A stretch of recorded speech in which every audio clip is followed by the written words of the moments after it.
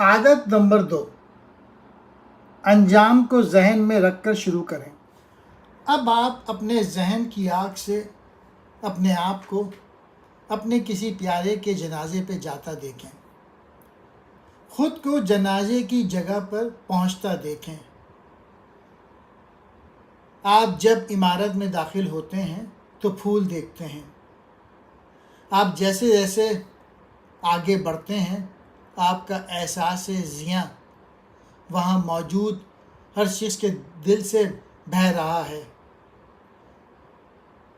جب آپ اس کمرے کے آخر میں پہنچتے ہیں اور تابوت میں جھانکتے ہیں تو اچانک آپ خود کو اپنے مقابل پاتے ہیں۔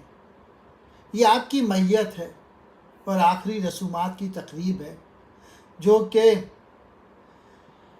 آج سے 30 سال، 40 سال یا 50 سال بعد ہوگی، اور یہ تمام لوگ آپ کے لیے اپنی عزت کا اظہار کرنے، اپنی محبت نچھاور کرنے اور آپ کی بھرپور زندگی کی یاد میں یہاں اکٹھے ہوئے ہیں۔ آپ کے خاندان، دوست، بچے، بھائی بہن، بھانجے، کزنس اور بزرگ، یہ سب آپ کے جنازے میں شرکت کے لیے جمع ہوئے ہیں۔ آپ کے دوستوں میں سے کوئی ہوگا جو کہ آپ کی شخصیت پہ روشنی ڈال سکے گا۔ اب ذرا گہرائی سے سوچیں، یہ تمام لوگ آپ کے بارے میں کیسی باتیں کریں گے؟ آپ بحیثیت خاوند، بیوی، باپ اور ماں کے ان لوگوں سے کس قسم کے الفاظ کی توقع رکھتے ہیں؟ آپ کس قسم کے بیٹے یا بیٹی یا کزن تھے؟ کیسے دوست تھے؟ آپ کیا چاہیں گے کہ یہ لوگ آپ کے کردار کے کن اوصاف کو دیکھتے؟ آپ نے ان کی زندگیوں میں کس قسم کا فرق پیدا کیا ہے؟ انجام کو ذہن میں رکھ کر شروع کریں کا مطلب کیا ہے؟ اگر آپ سنجیدگی سے اوپر بیان کردہ تجربے سے گزرے ہیں تو آپ نے چند لمحوں کے لیے اپنی بنیادی اور گہری اقدار کو چھوا ہے، اور آپ نے مختصر سے وقت کے لیے اپنے اثر کے دائرے کے مرکز میں موجود اندرونی رہنمائی کے سسٹم سے رابطہ کیا ہے۔ میں جب عظیم لوگوں کے مزاروں کو دیکھتا ہوں تو میرے اندر حسد کے تمام جذبات مر جاتے ہیں۔ جب میں حسین لوگوں کے کتبے پڑھتا ہوں تو میری تمام نامناسب خواہشات دم توڑ دیتی ہیں۔ جب میں قبروں پر والدین کو غم سے روتے دیکھتا ہوں تو میرا دل فرط جذبات سے پگھل جاتا ہے، اور جب میں والدین کی اپنی قبریں دیکھتا ہوں تو میں ان لوگوں کے دکھ اور انا کے بارے میں سوچتا ہوں کہ جن کے پیچھے پیچھے ہم نے بھی چلے جانا ہے۔ یوں تو عادت نمبر 2 کا زندگی کے مختلف حالات اور منازل پہ اطلاق ہوتا ہے، لیکن انجام کو ذہن میں رکھ کر شروع کریں کا بنیادی اور بہترین استعمال یہ ہے کہ اپنے آج کو اس تصور اور زاویہ نظر کے ساتھ شروع کریں کہ آپ کے سامنے اپنی زندگی کا آخر رہے اور یہی ہمیشہ آپ کے مد نظر رہے، اور اسی معیار کو سامنے رکھتے ہوئے آپ زندگی کی ہر چیز کو پرکھیں۔ زندگی کے ہر پہلو، آپ کا آج کا رویہ، کل کا رویہ، اگلے ہفتے میں آپ کا رویہ یا اگلے مہینے میں آپ کا رویہ۔ دوسرے لفظوں میں یہ سب آپ کی اپنی سوچ میں رہے تو آپ اس بات کو یقینی بنا سکیں گے کہ آپ کسی بھی دن جو کچھ بھی کریں وہ آپ کے اپنے بنائے ہوئے اعلیٰ معیار کے خلاف نہیں ہوگا، اور آپ کا ہر دن ایک بامعنی انداز میں آپ کے اپنی زندگی کے بارے میں معیار اور اس کے مجموعی تصور کو مزید تقویت بخشے گا۔ انجام کو ذہن میں رکھ کر شروع کرنے کا مطلب یہ ہے کہ اپنا سفر، اپنی منزل کے بارے میں واضح طور کے ساتھ شروع کرنا۔ اس کا مطلب کہ یہ علم ہونا کہ آپ کہاں جا رہے ہیں، اور ظاہر ہے کہ اس کے لیے آپ کو یہ معلوم ہونا ضروری ہے کہ آپ اب کہاں کھڑے ہیں، تاکہ یہاں سے آپ جو بھی قدم اٹھائیں وہ آپ کو اپنی منزل کی طرف ہی لے کر جائے۔ زندگی کے روزمرہ کاموں کے جال میں الجھ کر رہ جانا حیرت انگیز حد تک ممکن ہے۔ ہم زندگی کی گوناگو مصروفیات میں الجھے رہتے ہیں اور کامیابی کی سیڑھی پر بڑی محنت سے زینہ بزینہ اوپر چڑھنے میں لگے رہتے ہیں، اور آخر کار ہم دریافت کرتے ہیں کہ ہماری سیڑھی ایک غلط دیوار کے ساتھ ٹکی ہوئی تھی۔ بالکل ممکن ہے آپ مصروف تو ہوں، بلکہ بہت زیادہ مصروف ہوں، لیکن آپ پر اثر بالکل نہ ہوں۔ اکثر لوگ اپنی حاصل کردہ کامیابیوں کو اندر سے خالی پاتے ہیں۔ انہیں اچانک احساس ہوتا ہے کہ یہ تمام کامیابیاں ان چیزوں سے کہیں چھوٹی ہیں جن کی قیمت پہ انہیں حاصل کیا گیا ہے۔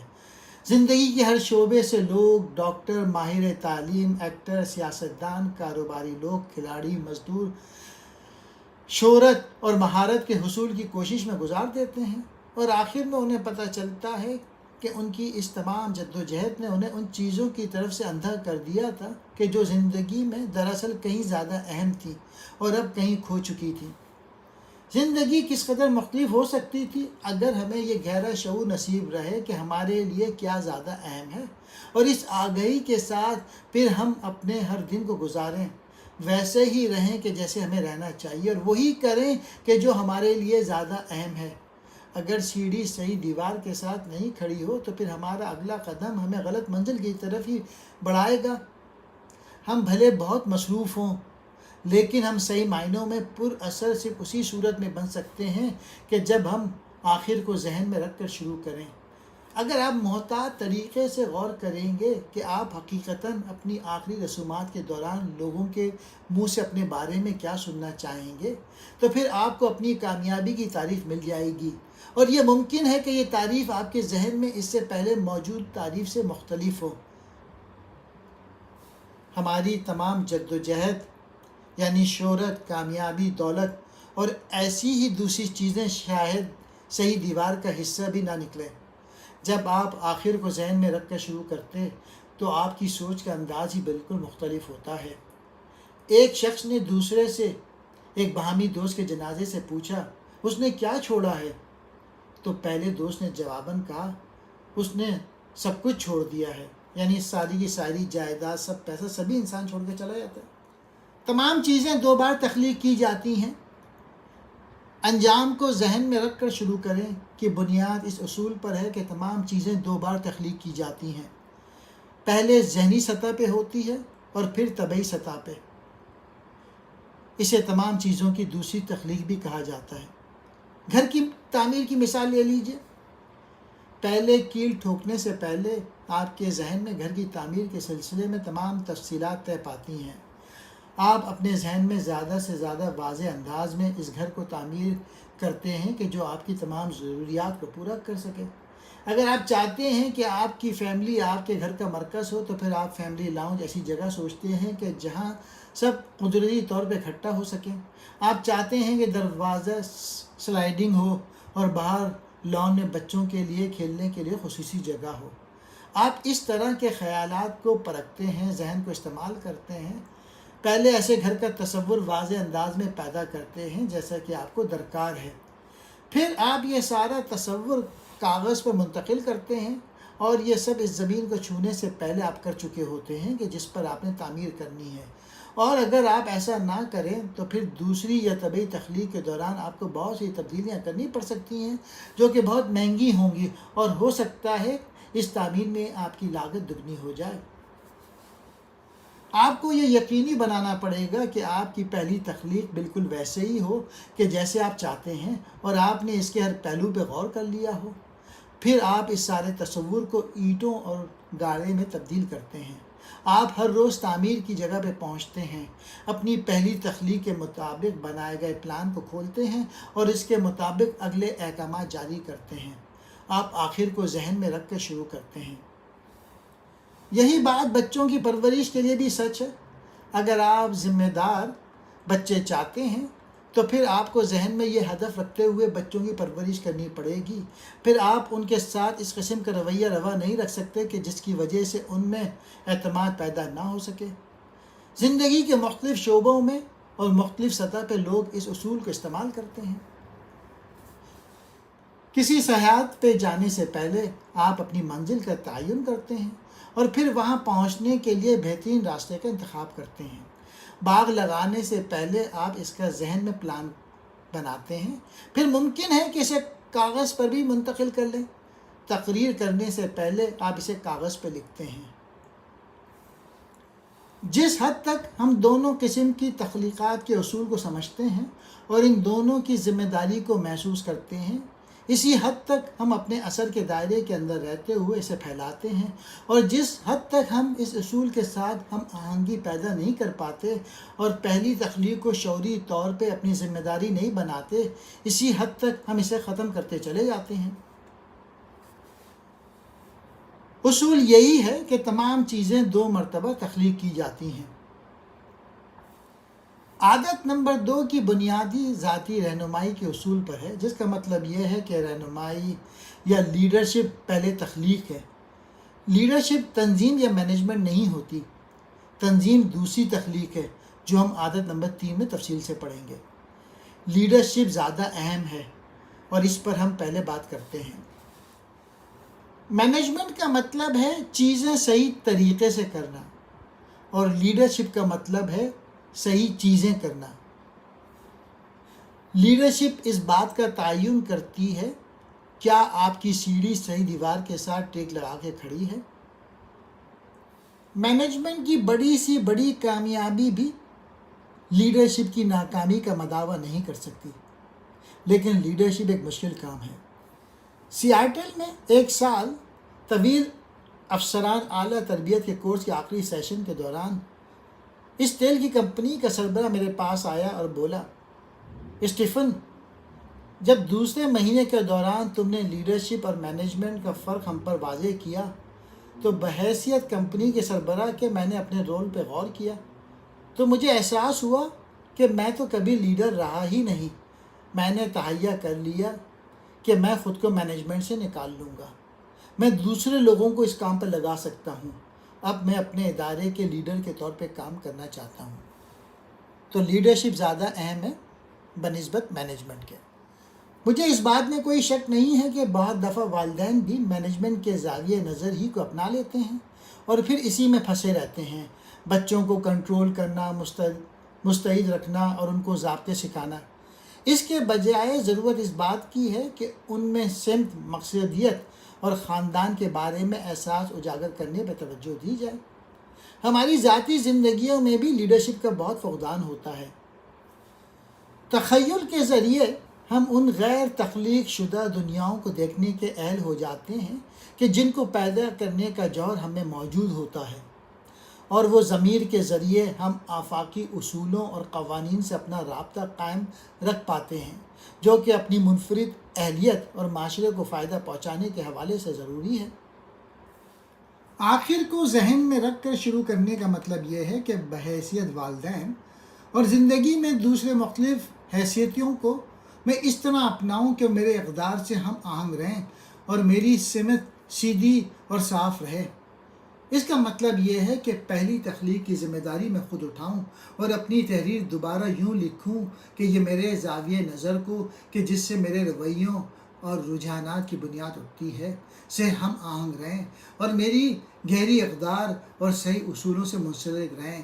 اس کا یہ مطلب بھی ہے کہ ہم اپنے ہر دن کا آغاز اقدار کو اپنے ذہن میں مضبوطی کے ساتھ بٹھا کر کیا جائے، اور پھر مشکلات اور چیلنجوں کا سامنا کرنا پڑے تو پھر انسان انہی اقدار کی بنیاد پہ فیصلہ کرے گا۔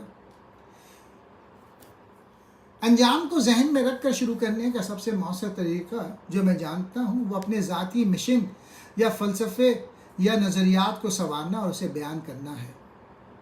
اس کا مرکز اس بات پہ ہوتا ہے آپ کیا بننا چاہتے ہیں، یعنی کردار آپ کا کیا ہو، اور کیا کرنا چاہتے ہیں، کیا خدمات اور کامیابی حاصل کرنا چاہتے ہیں، اور اس کا مرکز آپ کے اقدار اور آپ کے اصول ہوتے ہیں جس کی بنیاد پہ آپ اور آپ کے اعمال کھڑے ہوتے ہیں۔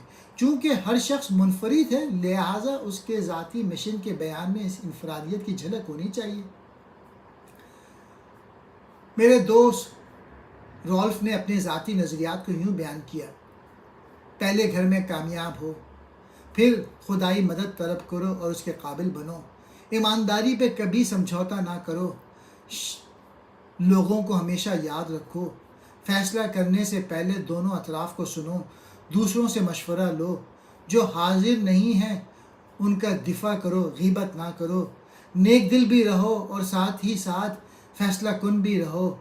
ہر سال ایک نیا ہنر ضرور سیکھو، کل کرنے والے کاموں کے بارے میں آج پلاننگ کرو، انتظار کے دوران ہمت سے کام لو، مثبت رویہ اپناؤ، حسن مزاج قائم رکھو، اپنی شخصیت میں اور اپنے کام میں ایک ترتیب رکھو، اپنی غلطیوں سے مت ڈرو تو ان غلطیوں کو صحیح کرنے کے تخلیقی اور مثبت رویے کے فقدان سے ڈرو، اپنے پیشے میں اپنے سے کمتر ساتھیوں کی کامیابیوں کو ان کے لیے آسان بناؤ، جتنا بولتے ہو اس سے دگنا سنو، اپنی تمام اہلیت اور کوشش درپیش کام پہ مرکوز کر دو اور اس بات کے بارے میں متفکر نہ ہو کہ اگلے کام کا کیا بنے گا اور تمہاری ترقی کب ہوگی۔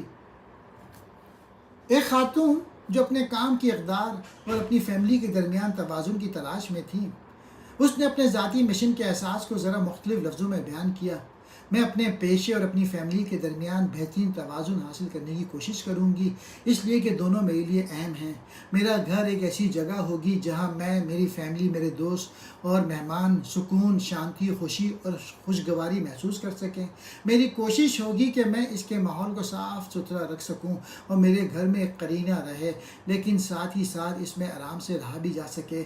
میں اس سلسلے میں پوری حکمت عملی اپناؤں گی کہ ہم گھر میں کیا کھاتے ہیں، پڑھتے ہیں، دیکھتے ہیں اور کرتے ہیں۔ میری خاص طور پہ کوشش ہوگی کہ میں اپنے بچوں کو پیار کرنا سکھا سکوں، انہیں پڑھنا سکھا سکوں اور انہیں ہنسنا سکھا سکوں اور ان کے ساتھ مل کر ان کی منفرد صلاحیتوں کو اجاگر کرنے میں ان کی مدد کر سکوں۔ میں اپنے جمہوری معاشرے کی آزادی، حقوق اور ذمہ داریوں کی بہت قدردان ہوں۔ میں ایک خبردار اور باشعور شہری بنوں اور سیاسی عمل میں شریک رہوں تاکہ میں اس بات کو یقینی بنا سکوں کہ میری آواز سنی جائے اور میرا ووٹ شمار کیا جائے۔ میں ایک ایسی خاتون بنوں گی جو چیزوں کو خود شروع کرتی ہے اور اپنی زندگی کے اہداف پورے کرنے کے لیے قدم اٹھا لینے کا حوصلہ رکھتی ہے۔ میں حالات اور مواقعوں پر اثر انداز ہوں گی بجائے اس کے وہ مجھے کنٹرول کریں۔ میں ہمیشہ اپنے آپ کو تواکن عادات سے بچا کر رکھوں گی۔ میں ایسی عادات اپناؤں گی جو مجھے پرانے لیبل اور حدود سے چھٹکارا دلا سکیں اور مجھے اپنی صلاحیتوں کو بڑھانے میں مددگار ثابت ہو سکیں اور جن کی مدد سے چناؤ کرنے کے زیادہ مواقع میسر آ سکیں۔ میری دولت میری محکوم ہوگی بجائے اس کے کہ وہ میری آقا بن جائے۔ میں آہستہ آہستہ معاشی خود انحصاری حاصل کروں گی۔ میری خواہشات میری ضروریات اور میرے ذرائع پہ منحصر ہوں گے۔ گھر اور کار کے سلسلے میں طویل میعاد قرضوں کے علاوہ میں کوشش کروں گی اور کسی قسم کا قرضہ نہ لوں۔ میں اپنی کمائی سے کم خرچ کروں گی اور باقاعدگی کے ساتھ کچھ بچت بھی کروں گی، اور مزید یہ کہ میں اپنی دولت، اپنی صلاحیتوں کو دوسرے کے لیے زندگی کو زیادہ سے زیادہ خوشگوار بنانے میں لگاؤں گی۔ اس کے لیے میری خدمت بھی حاضر ہوگی اور عطیات بھی۔ درست اصولوں پر مبنی ذاتی مشن کا بیان بھی انسان کو اسی قسم کا معیار فراہم کرتا ہے۔ یہ ذاتی آئین بن جاتا ہے کہ جس کی بنیاد پہ آپ ایسے بڑے اور اہم فیصلے کر سکتے ہیں کہ جو آپ کو نئی سمت عطا کریں جب ہم پیچیدہ حالات میں گھرے ہوں اور جذبات ہم پر حاوی ہوں۔ روزمرہ زندگی میں کئی ایسے موقعوں پر بھی یہ ہمارے مددگار ہوتے ہیں۔ تبدیلی کے عمل کے دوران یہ افراد کو ویسے ہی مضبوطی عطا کرتا ہے اور انہیں وقت کی پابندیوں سے آزاد کرتا ہے۔ لوگوں کے لیے تبدیلی کے عمل کو سہارنا آسان نہیں ہوتا۔ جو چیز ہمیں یہ اہلیت بخشتی ہے کہ ہم تبدیل ہو سکیں، ہمارے اندر وہ ایک مستقل نہ بدلنے والا احساس ہے کہ ہم کون ہیں، کیا چاہتے ہیں اور ہم کس چیز کی زیادہ قدر کرتے ہیں۔ اگر ہمارے پاس ذاتی مشن ہے تو پھر ہم تبدیلیوں کے ساتھ بہہ سکتے ہیں۔ ہمیں اس کے لیے نہ کسی خاص تیاری کی ضرورت ہے اور نہ اس سلسلے میں متعصب ہونے کی۔ ہمیں تبدیلی سے گھبرانے کی ضرورت نہیں ہوتی اور ہم یہ نہیں چاہتے کہ پہلے ہم اپنی ہر چیز کو قرینے سے رکھیں، اپنے ڈھب پر لے آئیں تاکہ ہم حقیقت کے ساتھ نبھا کر سکیں۔ ہمارا ذاتی ماحول بھی تیز رفتاری کے ساتھ تبدیل ہو رہا ہے۔ یہ تیز رفتاری تبدیلی بہت سے ایسے لوگوں کو تھکا دیتی ہے جو یہ سمجھتے ہیں کہ وہ اس رفتار کا مقابلہ نہیں کر سکتے۔ وہ رد عمل ہو جاتے ہیں اور ہار مان لیتے ہیں اور اس امید اور انتظار میں زندگی بتاتے ہیں کہ کبھی تو حالات موافق ہوں گے، لیکن اس طرح ہونا نہیں چاہیے۔ अगर आपको इस तरह से अपने मिशन का एहसास हो जाए तो फिर समझें कि आपने अपनी प्रोएक्टिविटी का जौहर पा लिया है। फिर आपको दूर तक देखने वाली नज़र भी मिल जाती है कि जिसके ज़रिए आप अपनी ज़िंदगी को एक समत दे सकते हैं। इस बुनियादी समत के मिल जाने के बाद फिर अपने तवील मियाद और फौरी अहदाफ को देख सकते हैं।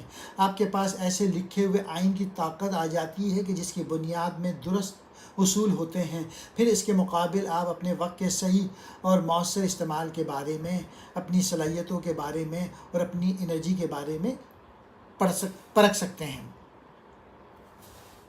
अक्सर जब मैं अपनी ज़िंदगी पर पीछे मुड़कर नज़र डालता हूँ तो जो चीज़ मुझे सबसे ज़्यादा हैरान कर देती है वो ये कि पहले हमें जो कुछ सबसे अहम और मुतासरकुन लगता था अब वो सबसे बेमायने और फजूल हो चुका है।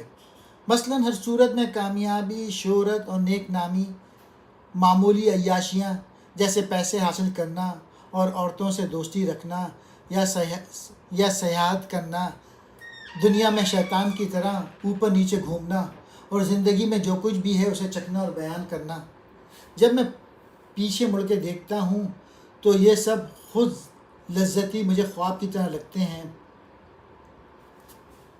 अपनी ज़िंदगियों को दुरुस्त उसूलों पर मरकूज़ करके हम अपनी नशोनुमा कर सकते हैं। हमारा तहफ़्फ़ुज़ का एहसास इस इल्म पर मबनी होता है कि दुरुस्त उसूलों का मरकज़ तब्दील नहीं होता। जब लोगों और चीज़ों के मतवातिर और जल्दी जल्दी बदलते रहते हैं, हम उसूलों के मरकज़ पर एतमाद करते हैं। उसूल किसी चीज़ पर रद्द अमल नहीं करते, उन्हें गुस्सा नहीं आता और ना ही उनका रवैया तब्दील होता है। वो ना तो हमें तलाक देते हैं और ना हमारे बेहतरीन दोस्त के साथ भाग जाते हैं। उनका मकसद हमारी दुश्मनी नहीं होता और ना ही हमारे लिए शॉर्टकट और फौरी हल की राह हमवार करते हैं। उनके होने का इन्हिसार दूसरों के रवैये, माहौल, ताज़ा फ़ैशन पे नहीं होता। उसूल मरते नहीं, ऐसा भी नहीं होता कि आज ये हैं और कल नहीं। उनको आग, ज़लज़ले या चोरी तबाह नहीं कर सकती। उसूल गहराई और बुनियादी सच्चाई हैं और ये हर जगह एक सी होते हैं। ये ज़िंदगी के धारे के साथ मजबूती से जटे होते हैं, इंतहाई खूबसूरती के साथ। हत्ता कि जब हम ऐसे लोगों और माहौल में घिरे हों कि जो उसूलों की इज़्ज़त ना करते हों तो हमें ये इल्म एतमाद बख्शेगा। दरअसल उसूल लोगों और हालात से बड़े होते हैं और हज़ारहा बरस की इंसानी तारीख़ ने उन्हें हमेशा और बार बार सुरखरू होते ही देखा है। इससे ये भी अहम बात यह है कि हमें यह मालूम होता है कि हम अपने तजुर्बे के ज़रिए इन उसूलों को अपनी ज़िंदगियों में जारी और सारी रख सकते हैं। ये बात अपनी जगह दुरुस्त है कि हम कामिल नहीं हैं। सही उसूलों के बारे में हमारा इल्म और समझ हमारी अपनी फितरत के बारे में है। हम महदूद हैं लेकिन हम अपनी हुदूद को पीछे धकेल सकते हैं। अपने अफजाइश के उसूलों की समझ हमें ये अहलियत बख्शती है कि हम सही उसूलों की तलाश करें, इस एतमाद के साथ कि जिस कदर हम सीखेंगे इस कदर हम अपने वादे के ज़रिए ज़्यादा बेहतर तरीके से दुनिया देख सकेंगे। उसूल तब्दील नहीं होते, गो के उनके बारे में हमारी समझ और ख़यालात तब्दील हो जाते हैं। उसूलों को मरकज़ बनाने से जो बसीरत और रहनुमाई हमें मिलती है वो दरअसल दुरुस्त नक्शों का समर होती है। उसूलों पे मरकज़ियत हमें बेपनाह ताकत बख्शती है और ये ताकत एक ख़ुद आगाह, बाइल्म और प्रोएक्टिव शख्स की ताकत होती है कि दूसरों के रवैये, रुझान और अमाल या हालात और माहौल जैसे महदूद नहीं कर सकते। इस ताकत को सिर्फ़ एक ही चीज़ महदूद कर सकती है और वो है उन्हीं उसूलों के कुदरती नताइज। दरअसल उसूलों के इल्म की बुनियाद पर हम अपने अमल के चुनाव में तो आज़ाद हैं लेकिन इस अमल के नतीजे के चुनाव पे हमारा बस नहीं। याद कीजिए, अगर आप सुई का एक सिरा उठाएं तो साथ ही दूसरा सिरा भी उठाएंगे। उसूलों के साथ हमेशा उनके कुदरती नताइज जड़े हुए होते हैं। अगर हम उसूलों के साथ हम आहंगी में रहें तो नताइज मुस्बत होते हैं और अगर इसी बात को नज़रअंदाज करें तो फिर जाहिर है कि नताइज मनफी होते हैं।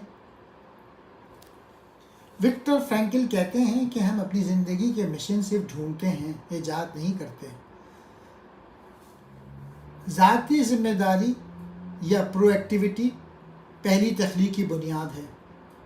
اگر دوبارہ کمپیوٹر کے استعارے کا سہارا لیں تو عادت نمبر 1 کہتی ہے تم پروگرامر ہو، اور پھر عادت نمبر 2 کہتی ہے اپنا پروگرام لکھو۔ آپ جب تک اپنی ذمہ داری تسلیم نہیں کریں گے کہ آپ ہی پروگرامر ہیں، اس وقت تک آپ پروگرام لکھنے میں اپنا وقت نہیں لگائیں گے۔ بحیثیت پرو ایکٹیو لوگوں کے ہمیں بیان کرنا چاہیے کہ ہمیں کیا بننا چاہتے ہیں اور اپنی زندگیوں میں کیا کرنا چاہتے ہیں۔ ہمیں اپنے ذاتی مشن کو تحریر کرنا چاہیے، گویا کہ اپنا ذاتی آئین بنانا چاہیے۔ فرض کرو کہ تمہارے پاس یونیورسٹی کے سیمسٹر کی مدت ہی تمہاری بقایا زندگی ہے۔ میں اپنے طالب علم کو کہتا ہوں، اور اس میں سیمسٹر کے دوران تم نے یونیورسٹی میں ایک مثالی طالب علم کی طرح رہنا ہے۔ ذرا سوچو، تصور کی آنکھ سے دیکھو کہ تم کس طرح یہ سیمسٹر گزارو گے۔